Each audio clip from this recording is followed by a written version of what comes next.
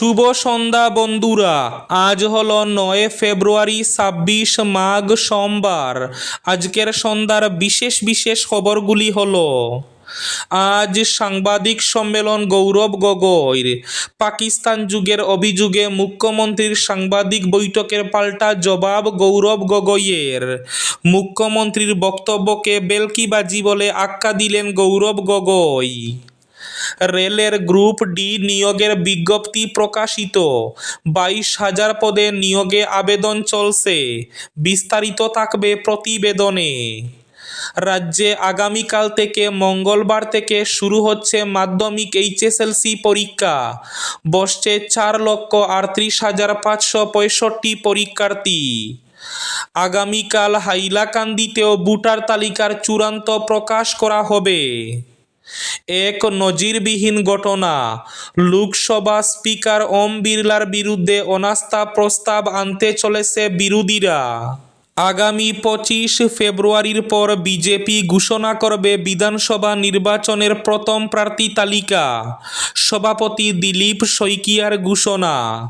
Borni bridge চা বাগানেও জমির পাট্টা বিতরণ। সাইরং শিলচর নতুন রেল পরিষেবার উদ্বোধন। সাইরং স্টেশনে অনুষ্ঠান। সরকার গঠনের পর নতুন করে সংঘর্ষ বাধছে মণিপুরে উত্তপ্ত পরিস্থিতি। কয়লা খনিতে বিস্ফোরণে মেডিকেলে চিকিৎসাধীন অবস্থায় কাছাড়ের আরও 2 জনের মৃত্যু। এবং শেষ খবরটি, কাছাড়ের লক্ষ্মীপুরে ডাম্পার এবং অটোর মুখোমুখি সংঘর্ষ, মৃত্যু 1 জনের, আহত 3 জন। তাহলে বিস্তারিত খবরে যাওয়ার আগে অবশ্যই ভিডিওটিতে একটি লাইক করে চ্যানেলটি সাবস্ক্রাইব করে পাশের বেল আইকনটি বাজিয়ে রাখবেন এবং ফেসবুক পেজটি ফলো করে ভিডিওটি অবশ্যই শেয়ার করবেন যাতে সঠিক তথ্যগুলো সবার কাছে পৌঁছাতে পারে। এবার শুনুন আজকের খবরগুলির বিস্তারিত। প্রথম খবর, পাকিস্তান যুগের অভিযোগে মুখ্যমন্ত্রীর সাংবাদিক বৈঠক, পাল্টা জবাব গৌরব গগৈয়ের। গৌরব গগৈ ও তার স্ত্রী এলিজাবেথ কলবার্ন গগৈয়ের বিরুদ্ধে পাকিস্তানের সঙ্গে যোগসাজশ থাকার অভিযোগ তুলে রবিবার এক সাংবাদিক বৈঠকের আয়োজন করেছিলেন মুখ্যমন্ত্রী হিমন্ত বিশ্ব শর্মা। মুখ্যমন্ত্রীর এই সাংবাদিক বৈঠকের পর আজ সোমবার রাজীব ভবনে পাল্টা সাংবাদিক সম্মেলনের আয়োজন করেন গৌরব গগৈ। সেখানে তিনি মুখ্যমন্ত্রীর বক্তব্যকে বেলকিবাজি বলে আখ্যা দেন। মুখ্যমন্ত্রী হিমন্ত বিশ্ব শর্মার অভিযোগ খারিজ করে গৌরব গগৈ বলেন, মুখ্যমন্ত্রীকে প্রতিক্রিয়া দেওয়ার জন্য আমরা এই সাংবাদিক বৈঠক করিনি। অসমের মানুষ যাতে বিভ্রান্ত না হন সেই কারণে আমরা সাংবাদিকদের সামনে এসেছি। আমাকে যত আক্রমণ করা হোক তা সহ্য করার সাহস আমার আছে। আমি লাচিতের বংশধর, আমি প্রয়াত তরুণ গগৈয়ের পুত্র। কিন্তু যদি আমাদের কর্মীদের উপর আক্রমণ করা হয় বা সাধারণ নাগরিকদের টার্গেট করা হয় তবে আমি চুপ করে বসে থাকব না। মুখ্যমন্ত্রীর উপস্থাপিত তথ্যকে বেলকিবাজি আখ্যা দিয়ে তিনি আরও বলেন, মুখ্যমন্ত্রী তার আনা অভিযোগের একটিও প্রমাণ দিতে পারেননি। সেই কারণেই আমরা রাজনৈতিকভাবে জয়ী হয়েছি।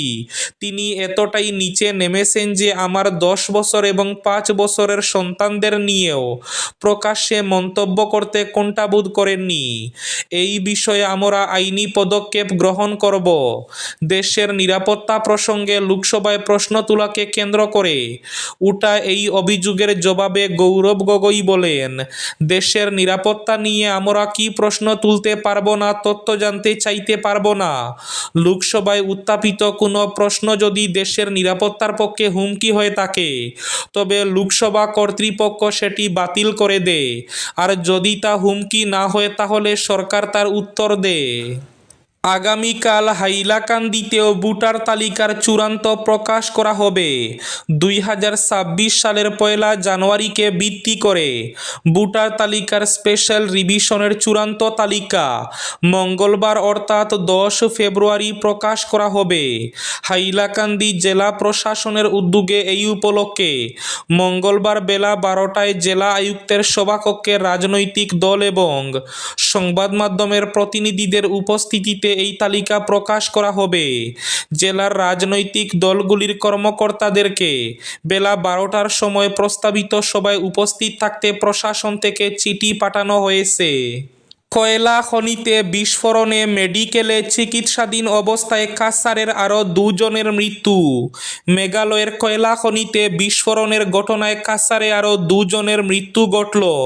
শিলচর মেডিকেলে চিকিৎসাধীন অবস্থায় মৃত্যু হয়েছে কাটিগড়ার রামচরণ বৈষ্ণব এবং বরখলার নিমান উদ্দিনের। এতে কাছাড়ে মৃতের সংখ্যা 8 সহ মোট 31 জনে দাঁড়িয়েছে। এদিকে 5 দিনের মাথায় সোমবার ভোরে শিলচর মেডিকেলে চিকিৎসাধীন অবস্থায় মৃত্যু ঘটল কাটিগড়ার সরিষাকুড়ি গ্রামের বাসিন্দা মক্তসিন আলীর ছেলে নিমান উদ্দিনের। রবিবার রাতে মৃত্যু হয় রামচরণ বৈষ্ণব বলে জানা যায়। আগামীকাল মঙ্গলবার থেকে রাজ্যে শুরু হচ্ছে এইচএসএলসি মাধ্যমিক পরীক্ষা। বসছে 4,38,565 পরীক্ষার্থী। রাজ্যে আগামীকাল মঙ্গলবার থেকেই শুরু হচ্ছে মাধ্যমিক পরীক্ষা। চলতি বছরে মোট 4,38,565 জন পরীক্ষার্থী এই পরীক্ষায় অংশগ্রহণ করবে। রাজ্য জুড়ে 1,046টি পরীক্ষা কেন্দ্রে একযোগে অনুষ্ঠিত হবে এই গুরুত্বপূর্ণ পরীক্ষা। প্রতিদিন সকাল 9টা থেকে পরীক্ষা শুরু হবে। পরীক্ষার্থীদের নির্ধারিত সময়ের অন্তত 30 মিনিট আগে কেন্দ্রে উপস্থিত থাকার নির্দেশ দেওয়া হয়েছে। প্রবেশপত্র এবং প্রয়োজনীয় নথি সঙ্গে রাখা বাধ্যতামূলক করা হয়েছে। পরীক্ষা সুষ্ঠু এবং স্বচ্ছভাবে সম্পন্ন করতে কড়া নিরাপত্তা ব্যবস্থা গ্রহণ করা হয়েছে। প্রতিটি পরীক্ষা কেন্দ্রে সিসি ক্যামেরা স্থাপন বাধ্যতামূলক করা হয়েছে। পাশাপাশি নকল রোধে এবং বহিরাগতদের অনুপ্রবেশ ঠেকাতে বেশ কিছু কেন্দ্রে উচ্চ প্রাচীর নির্মাণ বা অস্থায়ী ব্যারিকেডের ব্যবস্থাও করা হয়েছে। রেলের গ্রুপ ডি চাকরির বিজ্ঞপ্তি প্রকাশিত। 22,000 পদে চাকরির আবেদন চলছে।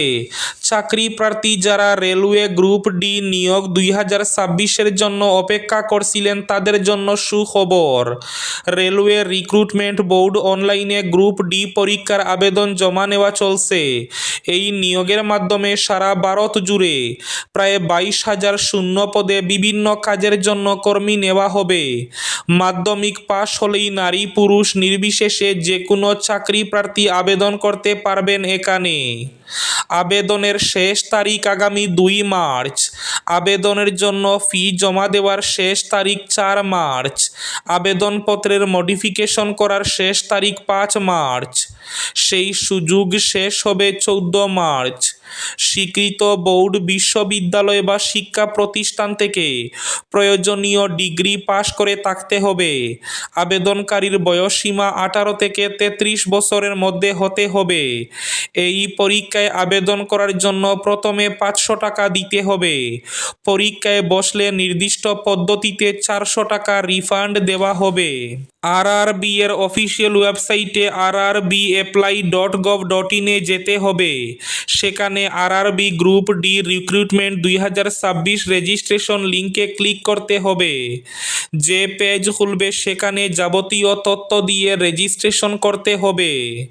প্রয়োজনীয় নথিপত্র হলো পাসপোর্ট সাইজ ছবি, ডিজিটাল সিগনেচার, কাস্ট সার্টিফিকেট, যে কোনো সচিত্র পরিচয়পত্র, বার্থ সার্টিফিকেট বা মাধ্যমিকের অ্যাডমিট, মাধ্যমিক পাশের মার্কশিট, কারিগরি পদে আবেদনকারীদের জন্য নির্দিষ্ট ট্রেড কোর্স পাশের সার্টিফিকেট। কাছাড়ের লক্ষ্মীপুরে ডাম্পার ও অটোর মুখোমুখি সংঘর্ষে 1 জনের মৃত্যু, আহত আরও 3 জন। 8 ফেব্রুয়ারি গভীর রাতে কাছাড়ের লক্ষ্মীপুরের বিন্নাকান্দি ঘাটে একটি যাত্রীবাহী অটোরিকশার সাথে পাথর বোঝাই ডাম্পার ট্রাকের মুখোমুখি সংঘর্ষে 1 জন 60 বছর বয়সী মহিলা মারা গেছেন এবং 1 জন গর্ভবতী মহিলা সহ আরও 3 জন গুরুতর আহত হয়েছেন। মৃত মহিলার নাম মঞ্জু ফুলমালাই। জানা গেছে তিনি তার গর্ভবতী মেয়েকে হাসপাতালে নিয়ে যাওয়ার জন্য অটোতে করে যাচ্ছিলেন। ঠিক সেই সময় ফুলেরতল সুনাই সংযোগ সড়কে দুর্ঘটনাটি ঘটে। জানা গেছে পাথর বহনকারী একটি ডাম্পারের সাথে তাদের গাড়ির সংঘর্ষ হয়। সংঘর্ষে অটোতে থাকা 4 জন গুরুতর আহত হন, যার মধ্যে ফুলমালাই, তার গর্ভবতী মেয়ে, আরেকজন মহিলা যাত্রী এবং চালক ছিলেন। তাদের তাৎক্ষণিকভাবে নিকটবর্তী হাসপাতালে নিয়ে যাওয়া হয়। তবে চিকিৎসার সময় চিকিৎসকরা ফুলমালাইকে মৃত ঘোষণা করেন। গর্ভবতী মহিলা এবং অন্যান্য আহত যাত্রীদের অবস্থা গুরুতর হওয়ায় তাদের উন্নত চিকিৎসার জন্য শিলচর মেডিকেল কলেজ ও হাসপাতালে রেফার করা হয়।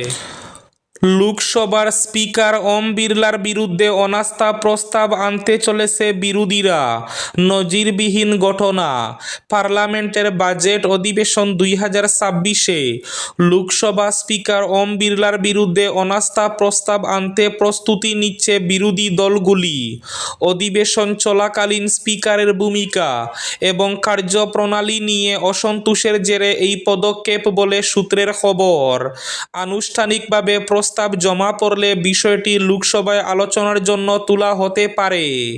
সরকার গঠনের পর আবার নতুন করে সংঘর্ষ বাধছে মণিপুরে। উত্তপ্ত পরিস্থিতি মণিপুরে। রাষ্ট্রপতি শাসন প্রত্যাহারের পর মণিপুরে গঠিত হয়েছে নতুন সরকার, কিন্তু উত্তর পূর্বাঞ্চলের এই রাজ্যে এখনও সহিংসতা পুরোপুরি থামেনি। চূড়াচাঁদপুরের পর রবিবার উখরুল জেলায় নতুন করে সংঘর্ষের ঘটনায় পাহাড়ি জেলার একাধিক এলাকায় উত্তেজনা ছড়িয়ে পড়েছে। খবর অনুযায়ী রবিবার সন্ধ্যায় লাইতন গ্রামে 2 সম্প্রদায়ের মধ্যে সংঘর্ষের সূত্রপাত হয়। উভয় পক্ষের মধ্যে পাথর নিক্ষেপের ঘটনাও ঘটে। পরিস্থিতি নিয়ন্ত্রণে আনতে প্রশাসন লাইতন এলাকায় ব্যাপক নিষেধাজ্ঞা জারি করেন। জানা গেছে লাইতন গ্রামে 2 গোষ্ঠীর মধ্যে নতুন করে সংঘর্ষ ছড়িয়ে পড়ায় এলাকায় চরম উত্তেজনা তৈরি হয়েছে। শুধু পাথর নিক্ষেপই নয়, সম্পত্তিতে অগ্নিসংযোগের অভিযোগও উঠেছে। স্থানীয় বাসিন্দাদের দাবি, কয়েক দফা গুলি চালনার ঘটনাও ঘটেছে। এবার শেষ খবরটি। বর্নি ব্রিজ চা বাগানেও জমির পাট্টা বিতরণ অনুষ্ঠান। অসম সরকারের উদ্যোগে জেলার বর্নি ব্রিজ চা বাগানে আয়োজিত এক বিশেষ অনুষ্ঠানে চা শ্রমিক পরিবারগুলোর হাতে জমির পাট্টা তুলে দেওয়া হয়। দীর্ঘদিন ধরে বসবাস করেও ভূমির বৈধ স্বীকৃতি থেকে বঞ্চিত থাকা শতাধিক পরিবার এই উদ্যোগে উপকৃত হয়েছেন।